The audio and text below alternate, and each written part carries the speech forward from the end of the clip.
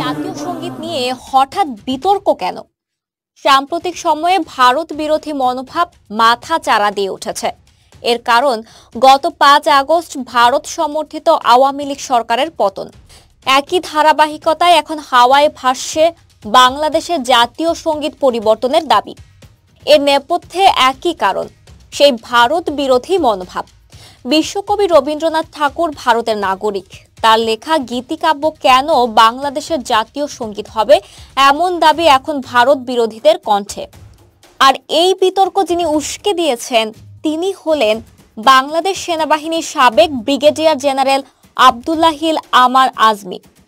তার আরেকটি পরিচয়, তিনি জামাতে ইসলামের প্রয়াত নেতা গোলাম আজমের ছেলে। আয়নাঘর থেকে বের হয়ে গণমাধ্যমের সঙ্গে কথা বলার সময় গত ৩ সেপ্টেম্বর আজমি অন্তর্বর্তীকালীন সরকারের কাছে বেশ কিছু দাবি তুলে ধরেন।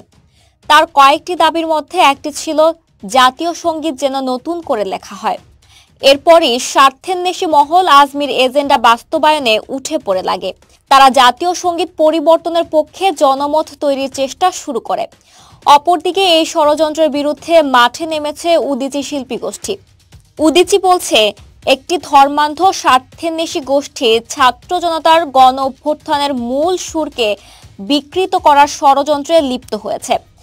গত শুক্রবার এই ষড়যন্ত্রের প্রতিবাদে রাজধানীর তোপাখানা রোড সহ দেশের বিভিন্ন জায়গায় জাতীয় পতাকা উত্তোলন এবং জাতীয় সঙ্গীত গেয়েছেন উদীচীর শিল্পী ও কর্মীরা।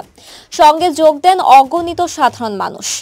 সারা দেশে একযোগে লাখো মানুষের অন্তর থেকে বের হয়ে আসে আমার সোনার বাংলা, আমি তোমায় ভালোবাসি।